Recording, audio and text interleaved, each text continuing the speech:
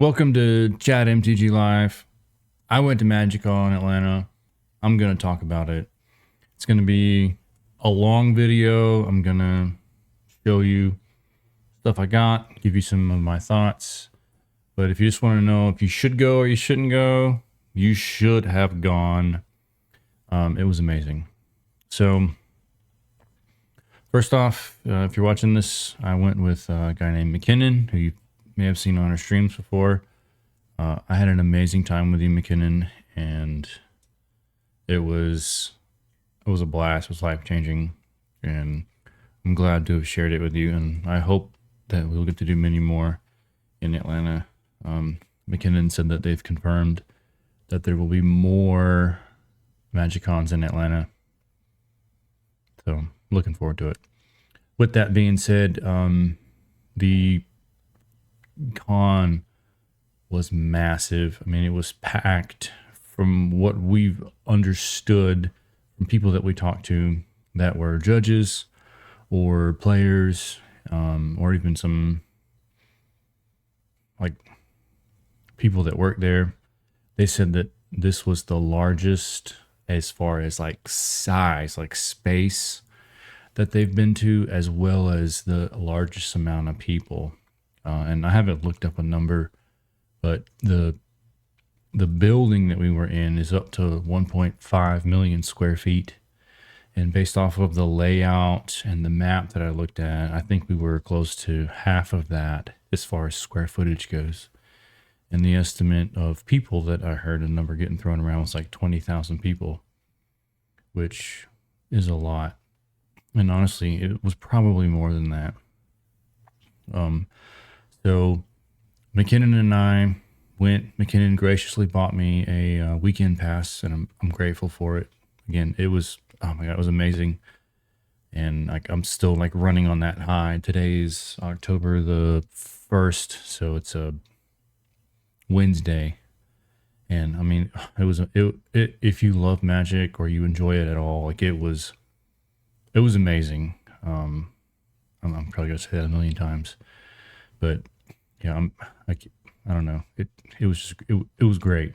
But let's get into like some of our experiences and what it's like, and a little about me too. So if you don't know, I'm a high school teacher, so I'm around people all the time, and so I don't want to be around people. But when we got there, I didn't know what it was going to be like. I didn't know people were going to be like sweaty as far as like playing with people, or they're going to be super chill or whatever. And McKinnon and I entered two events. We played those, and I'll talk about them a little later. But everyone was just like cool. Like it was like they all were there just for Magic, you know. And like with the way the political things have been going on in our country, the United States, and like, you know, all that kind of stuff. If you live here, you understand. But it didn't that was just gone. It was just like, we're here for Magic. Let's talk about it, you know. And the love and hate that was going around was really for the set that just came out, which was Spider-Man, which was kind of funny because I felt like a lot of people were gonna like love or hate it, and they kind of did to a degree. But it seemed universally that most of the longtime players that were there were like, "Hey, we don't like the set. We don't like the art. We don't care for the, you know, bagel and schmear or hot dog stand," which McKinnon opened, the bagel and schmear and foil. But you know, there was also the other side of it was there was a lot of people that were there for Spider-Man, which is cool because it's bringing them into the world of Magic. And yeah, I don't know. So at any rate, that whole discussion, that I'm thinking about another discussion that I had with Markham and T after we played on one of our streams, but I think we need to have them back and then have that discussion. But at any rate, the set is what it is. So the first thing that McKinnon and I did when we got to Atlanta was we went and got in line to get in and go to the official store. And we got there probably at 10 o'clock, which was when they opened. And we waited in line for probably 3.5 hours to get up this escalator and then get in another line and then like cycle through it. And while we were there, we were waiting, and like I'm not super conversational as far as like when I'm where I live, but like if I'm in an environment where I need to talk, like I won't leave you alone and I'll make you talk to me. But there was a dad and a son there, and like that was super cool to see. And there was a guy that was from South America, somewhere near Chile. I can't remember where he said he was from or his name. So if you see this, forgive me. And we met people from Japan, and we met people from Poland. But anyway, so we waited through the line or whatever. And when we were waiting in line, you know, I told McKinnon, like, hey, there's one thing that I know I have to get, and that's the Ultra Pro playmat for the con. But what was crazy was all the little cards and everything they were handing out to show you what they had for sale. Excuse me. It didn't have a picture of the playmat. And like, I'd show you a picture, but I'm not going to edit this. But all the way at the very end of the area where you could buy stuff. I mean, it had to have been 50 feet wide, maybe wider, probably closer to 80. And it was just person. And then they just had an individual different shirt and hoodie and, playmat and all that kind of stuff. And all the way up on the left corner, the playmat was just kind of sitting there. And I was like, I want one of those, because I saw some YouTuber that was like, you always buy the Magicon playmat made by Ultra Pro, and they're hard to get. But for some reason in the marketing, there was no mention or picture of it. There was a t-shirt that had it on there, and there was like a purse or a bag that you could get that had the picture on it, but you really couldn't tell what it was. You had to like squint, and it was really small, and it was like this like Waffle House menu with everything on it and the prices under it. And so we were waiting in line and talking to people, and the toy that everyone wanted had sold out like 30 minutes into it. And then the festival in a box, which McKinnon and I had both decided we weren't going to buy because we didn't feel like it was worth it. And maybe it was, and we're fools, but we decided not to purchase it. So we got up to the line, we're looking at shirts, and they had like some cool ones that said like Magicon Atlanta, and they had like the Planeswalker logo that was rainbow, and a bunch of other different ones. And I decided on this one. I saw it and I was like, man, that's mine. Like, that's my color, green, and it's heather. And I got it in extra large, and I wasn't sure, but when they brought it, I didn't realize that it was this heather color. So it's like really soft, and the print's like you almost can't feel it. So I got that. I got the playmat, which I'm going to show you. I thought about setting up a camera looking down, but I didn't think it was worth it. But the playmat is actually, I'm gonna knock my stuff down. The playmat's actually super crazy. So if you're familiar with Atlanta at all, they have an aquarium, and let me see, it's going to be in my face, but you can see that it's annoying me that I can't see. Hold on. Let me fold it here. There we go. So you can see right there in the background, that's the whale shark that they have. And then they made their own kind of version of it. And then these big black bars that are over here, where my finger is and backwards, it's inside of the tube that you ride in when you go through the main aquarium. And it's got Fibblethib in there. You can kind of see Fibblethib. And then there's like a cloaked person right there. Yeah, so you can see the whale shark or whatever. And there's a bunch of other little cool fish, and the sea turtles that are in there, which are pretty uncommon to be in aquariums.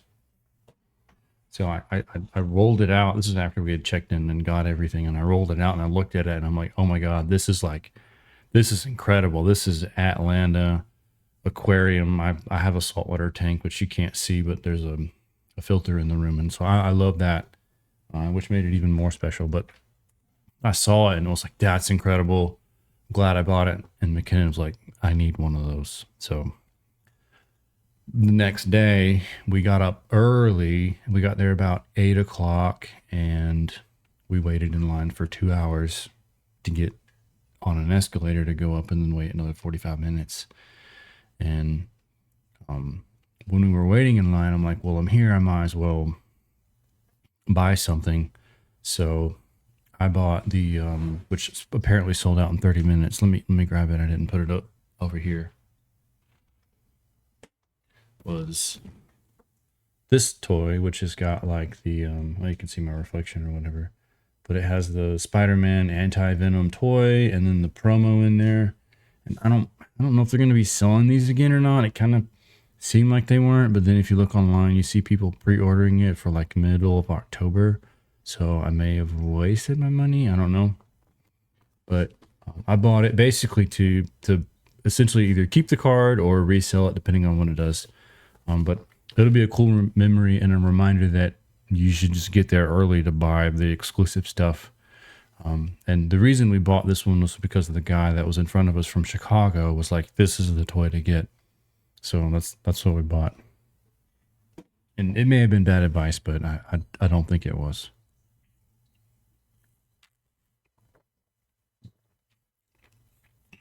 So anyway, we waited in line. Excuse me, I bought that. And then the guys that were behind us when we were waiting in line, I just turned around.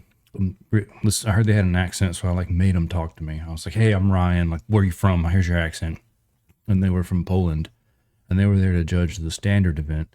So we talked to them about being judges and what it was like and everything. And then when we got up into the line, some people had to leave to go do their event. So they ended up behind us in line. And right as we got to the end, I'm like, hey, we're not going to buy a festival in a box, but they still have some. Do you want one? And I can't remember your name, so if you see this, forgive me. But I was like, hey, do you want a second box? And he's like, yes. And I was like, well, do you have cash? And he's like, no, I don't have cash. And I offered to we tried to figure it out. But anyway, I gave him my phone. Like we waited till we got to the line to go by. I was like, here's my phone. And he gave me his card and we bought a second. I bought a festival in the box and then gave it to him. And then I gave him cash for what I purchased, which was the Spider-Man. So it was like $40 or whatever it was. So we kind of helped them out and they were like super cool. And we were asking them questions and they were asking us questions about like America and guns and Atlanta and where to go and not to go and what they should do while they were here. So we told them about sweet tea. And so hopefully they went and tried some at Chick-fil-A or some other place. But I think Chick-fil-A here where we live is the closest representation of what sweet tea should taste like from the South. And they were like, you don't have an accent. And I'm like, no, I don't. But I explain why, but different story. Anyway, so we waited in line twice for 2 different days and it was worth it.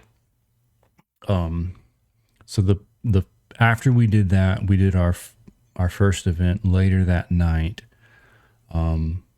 And it was a Pauper Win-A-Box, and you can see the hot mess that's behind me here. That was me like getting all my stuff ready, trying to smash together a Pauper deck that would win. And I have decks, but I don't have the sideboard, so I was trying to figure out what sideboard to take or whatever. And it ended up serving me well. So I lost the first round. I played Grixis Affinity. But I put Sneaky Snackers in it and took out some of the blow dart guns and stuff like that. And I had my own little combo that I put in there. And maybe I'll make a video later. But I lost my first round to Mono Red Burn. And that guy crushed me. And then we talked for a while. And it turns out he was a teacher like I am. And so we played a couple other games. And he pulled out a deck because they went fast. Then my second game I played with a guy that was... like a computer programmer from LSU, or not computer programmer, but he dealt with code and data at LSU. And I beat him. He had a dredge deck, but it wasn't like perfectly tuned, so it just kind of happened. And then, ironically enough, I played it against a guy named Daniel, I think was his name, and we got his number, but it turns out he's from the same city that I'm from, which to me is just absolutely crazy. And we talked, and he was like, hey, we've been wanting to do Pauper. And I'm like, yeah, I've talked to some people, and myself and McKinnon want to do it. And he was with some buddies of his, and so we kind of connected that way. And we're actually going to set up a Pauper League somewhere. So if you're watching this and you're in the Columbus, Georgia area, message me below and we're going to do something. And then, who knows? Maybe we can grow it and maybe have our own version of Paupergeddon or something like that in our city, which would be awesome. So I played against Mono Blue Terrier and I got beat. But it was cool to meet someone from where we live and connect with them. So that's crazy just to think that we met people from different countries and then we met someone from our city. So we're about an hour and a half south of Atlanta. So second day, McKinnon and I did, what did we do? We did Chaos Draft, Two-Headed Giant.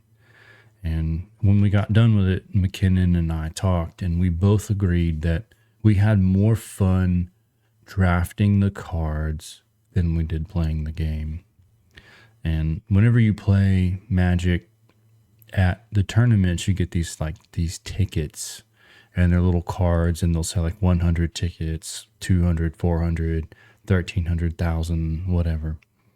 And you get some for entering, and then you get some for winning. And everyone that we played, we just said, hey, do you want to split the tickets? Because they gave you two, and it might be 400 or 200 or 800 cards. And so we would just say, hey, do you want to split? And we would just split the tickets and then play for fun.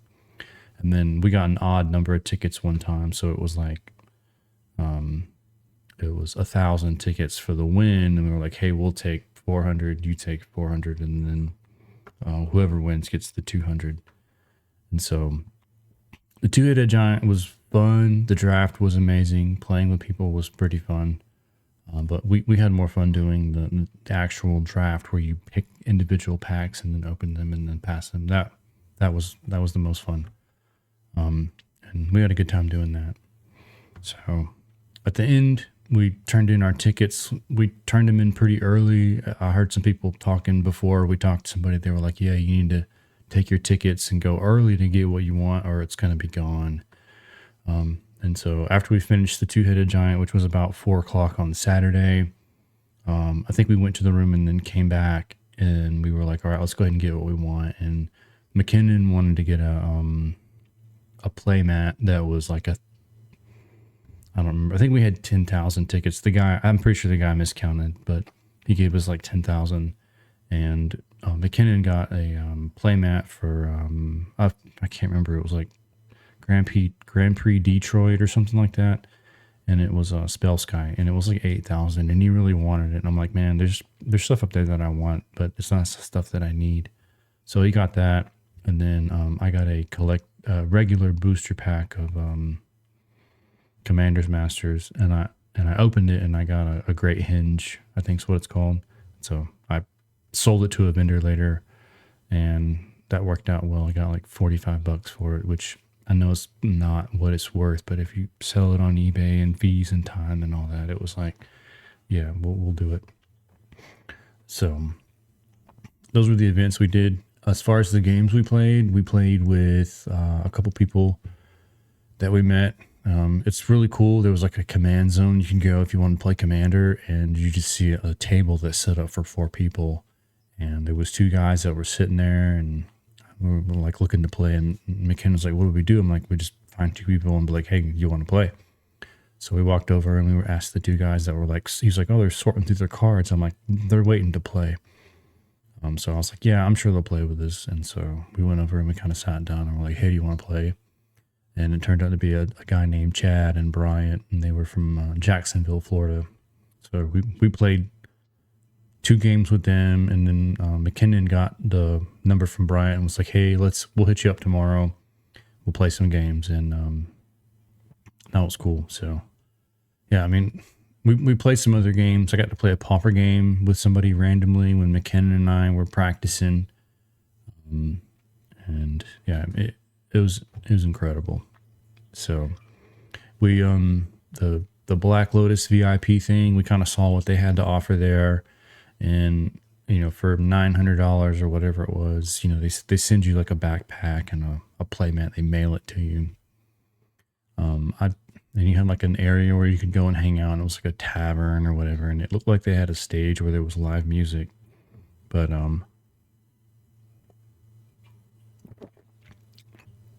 it seemed like the main benefit to being a Black Lotus VIP or whatever it was not having to wait in line for the store. So there was a separate line that queued up right next to us. So it's like a fast pass lane. And you could get on that line and then get up and go to the top. And then once you got past that chunk, there was a separate line that was tied to the VIP area. And so they would let a bunch of people up the escalator and then wait. And so if you were VIP, you had to wait. And then once they let those people up, they would let anyone VIP up, and then they went in their separate lane. So not having to wait was good because you could get to the festival in a box, which sold out the first time we waited, and that Spider-Man toy that sold out like 30 minutes in. And we met people that had worked there on the way out when we were leaving, like a girl that we saw that we had bought stuff from the store. We were talking to her because you talk to everybody. It's what you should do. And she's like, yeah, I got the Spider-Man toy and the mystery. And so she didn't even play Magic, and she had access to purchasing those things, you know, to, I guess, to resell, which obviously was what she was doing. But, you know, so if you want to get those exclusives, you got to get there when they say you're allowed to line up, and then expect to wait 2 hours or more. So yeah, that's kind of a quick overview of what we did. I'm going to show you some of the things that I bought and kind of what I wouldn't change anything that I did on the trip. I wouldn't have met the people that I met. We wouldn't have done the things that we did. We wouldn't have made the connections that we made.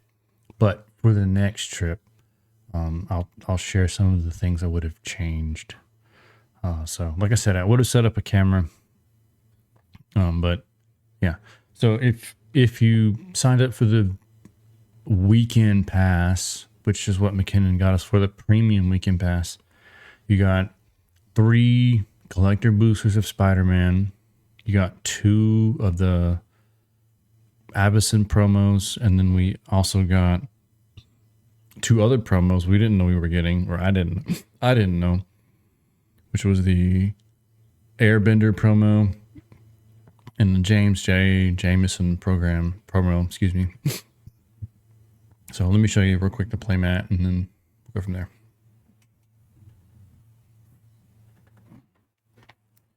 So I don't know. I think this is like Wasteland or something.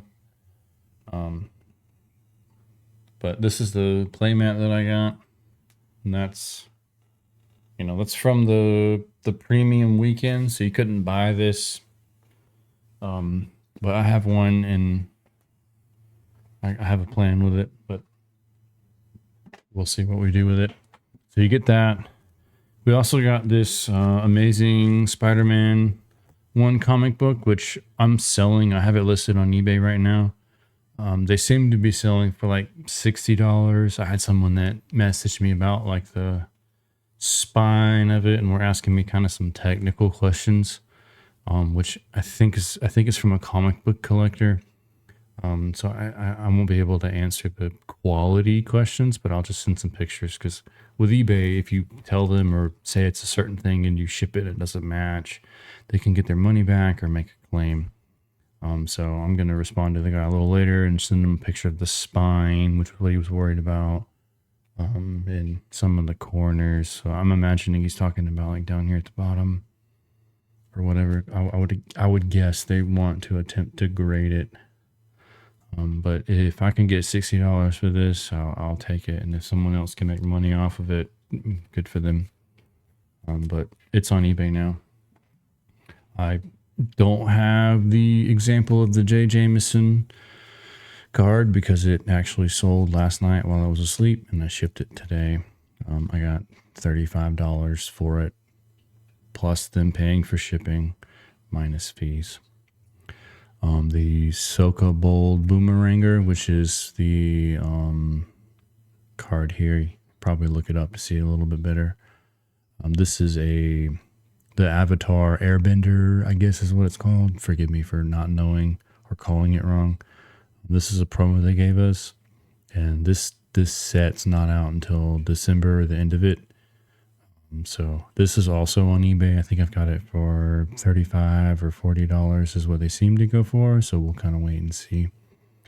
But again, something I'm not going to play with, so I'll just sell it. I don't need that memory of having this from being at the con or whatever it is. The other promo that we got, which I am keeping, this one I didn't ask. It was just I decided to keep it. And that was when I bought those guys that festival in a box. If you spent $150 or more, you got a secret lair land, and it seems to be selling for about 10. But what I didn't know is they were like fanning them out in front of me, like kind of like face down like this, and you got to pick. And the reason they were fanning them is because apparently there's foils of this as well. So $150 got you one of these for every $150. So when I bought the guy at the festival, I just pulled it and kept it. And then the Polish guy that I bought it for, his buddy, I think he actually pulled the foil. But I just considered this a thank you for purchasing the box, which was, he got one too, because he obviously bought a second box. So this is it's mine. And then the last promo that we got as far as cards, and I have a plan for these. I told McKinnon my intentions.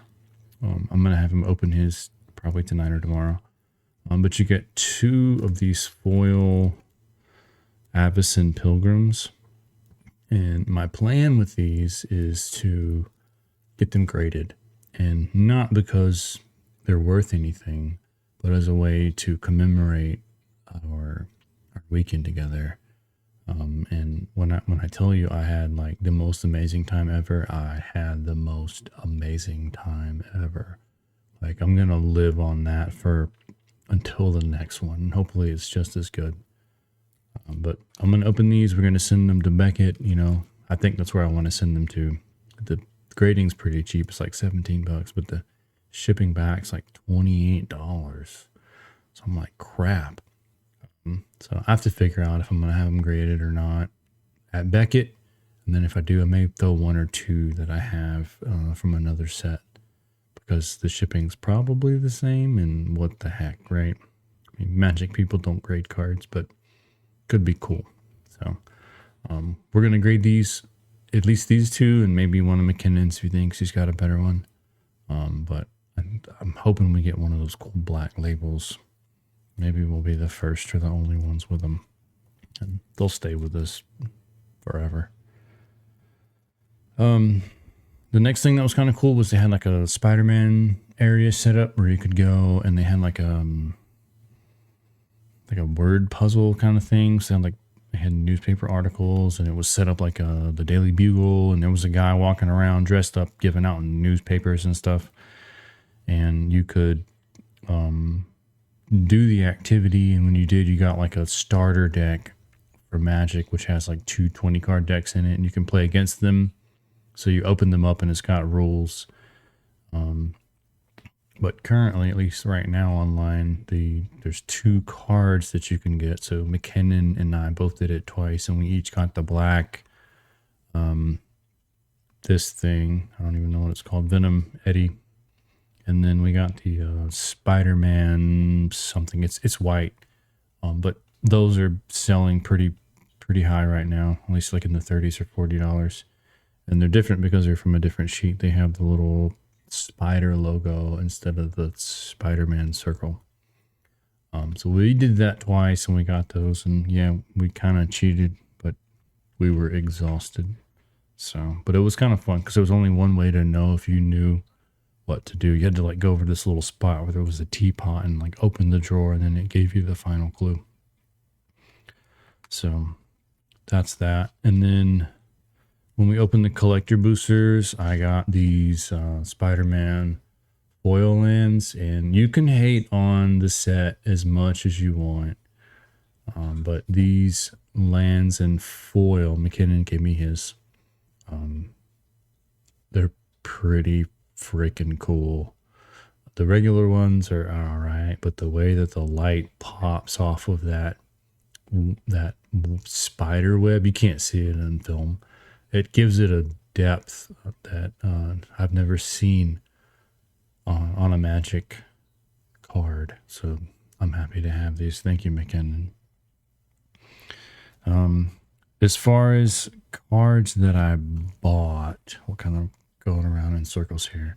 The only thing that I bought were these. I bought two things technically. I bought these ponders.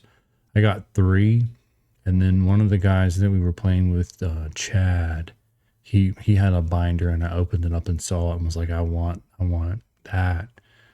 And he didn't want to trade for what I had, but he graciously let me have it. So if you see this, thank you, Chad. I'm keeping these, so it'll be part of my memory.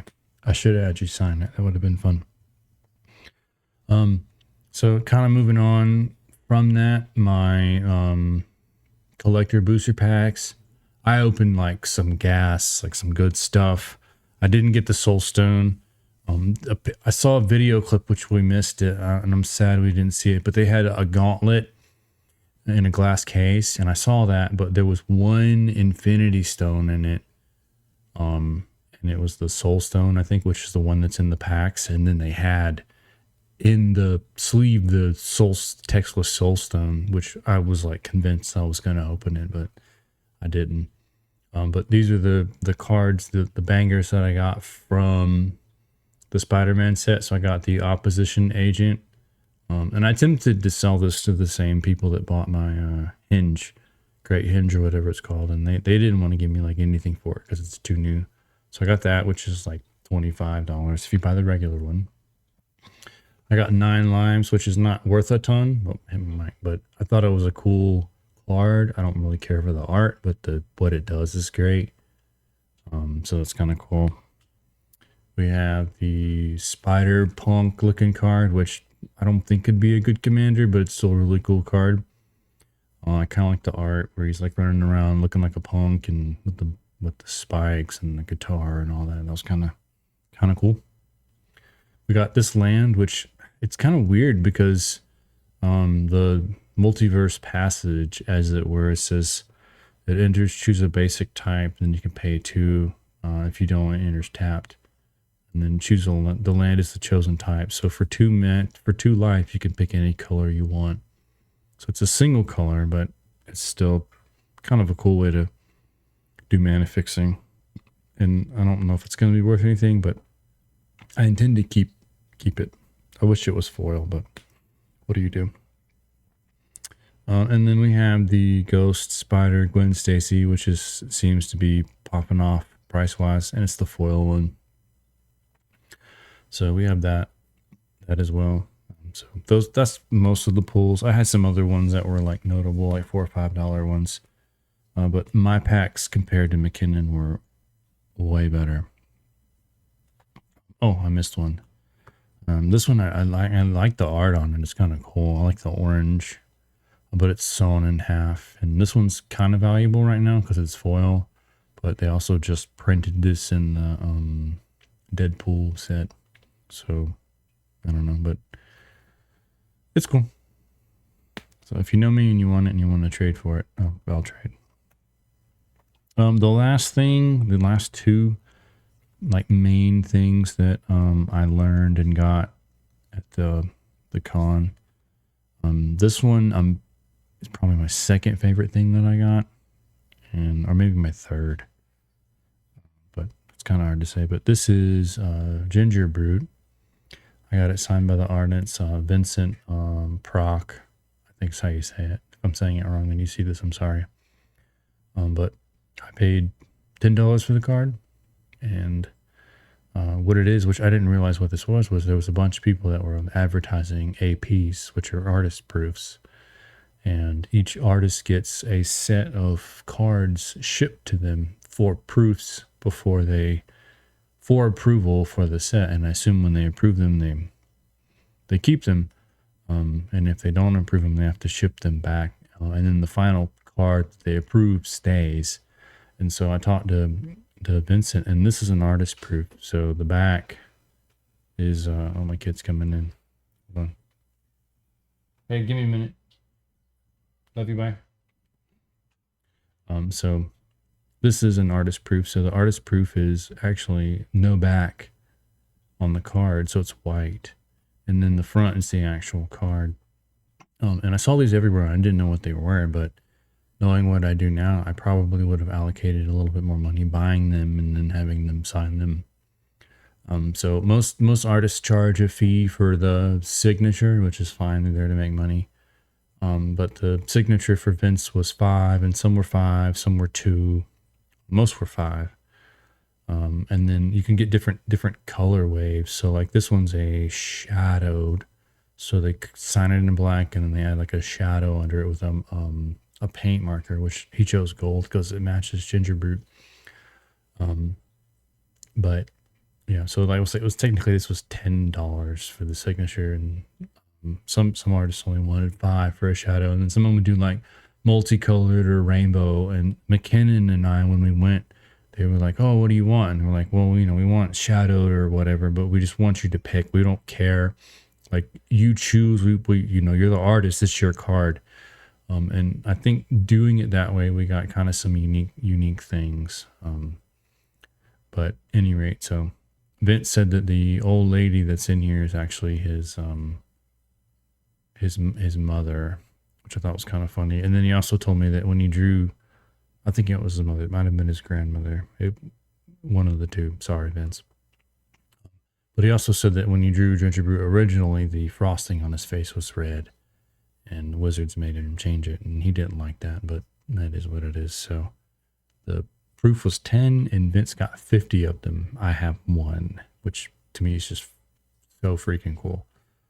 So next time when I go to a Magicon, I'm going to allocate more of my money purchasing artist proofs and getting signatures. Moving on from that, I did get the girl that drew Sneaky Snackers to sign my cards, and I'm not going to pull one out, but the black signature is what I paid for. And she's like, "Oh, you know, what do you want?" I'm like, "Look, I love the card, I love the art." I told her a story about how it reminded me of my cousin Coley. Him always like sneaking over. There's a picture of him actually like licking frosting off of my birthday cake when we were little.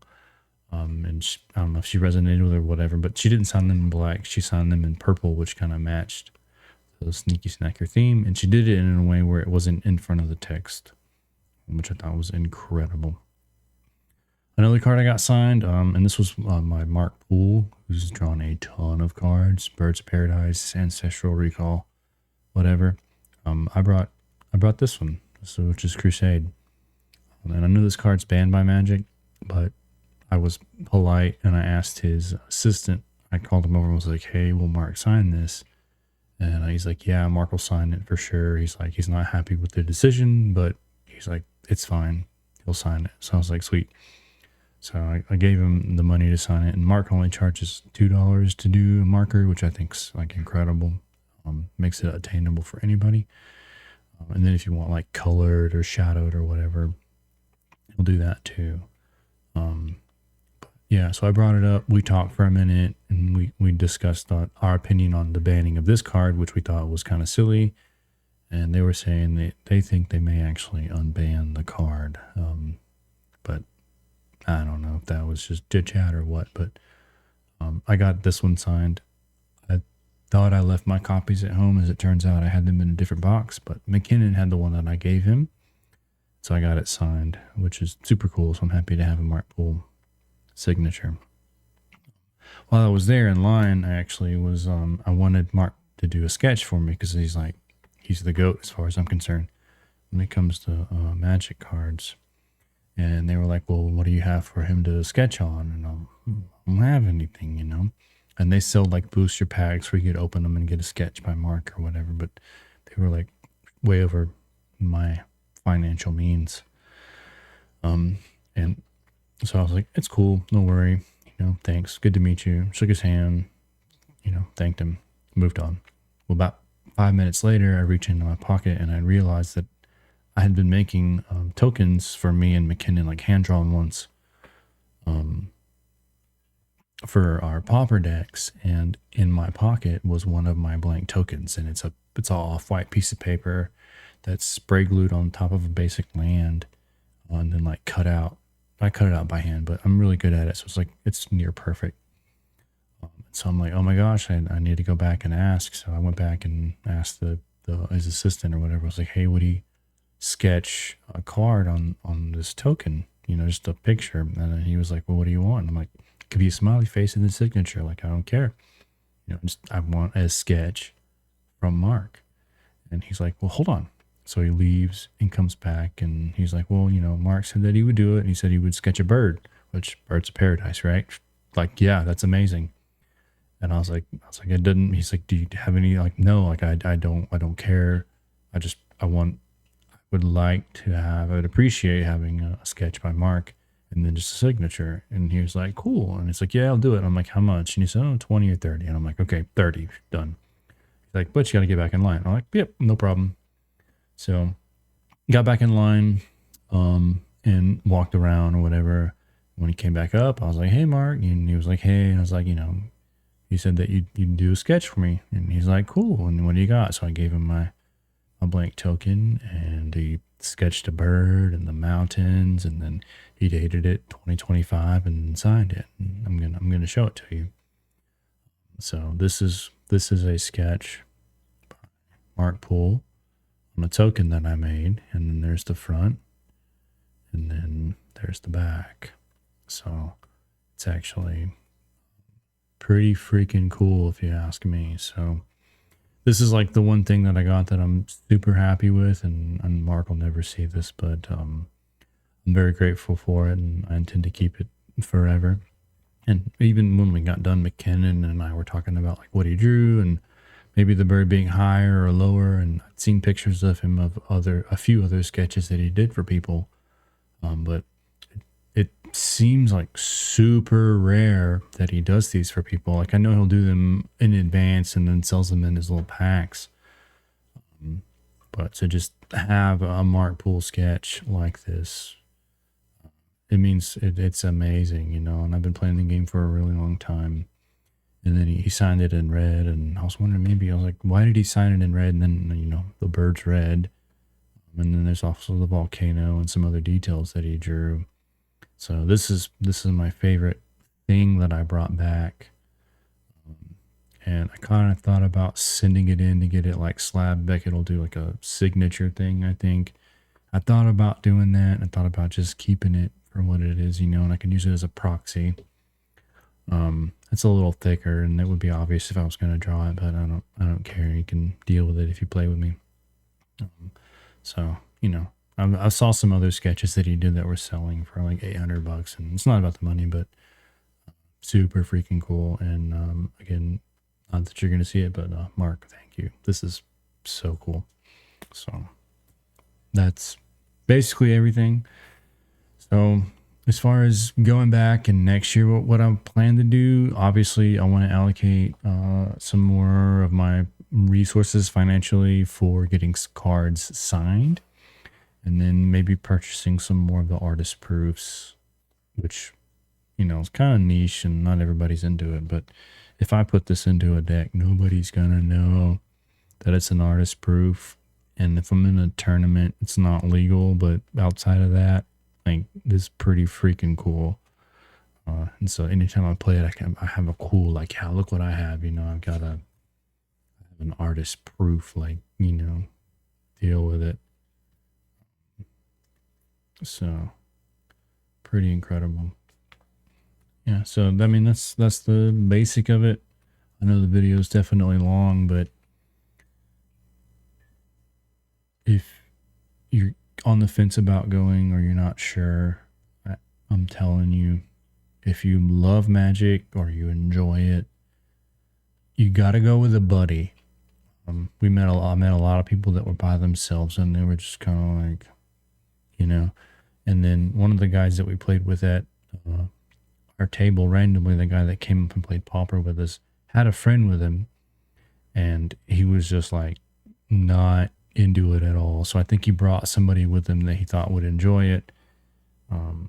And he was like, "Are you good?" And you're like, "Yeah, I'm good." And he's just kind of sitting around looking. So find a friend And I mean, Richard nailed it. Magic the Gathering. That's what this con was. It was a gathering of people coming together, and in this case, celebrating magic. So if you can't find a way to go, shame on you. Like, find a way, save the money now, prepare for next year, and go. It's incredible. I love you. We'll see you soon, and hopefully we'll get back to streaming.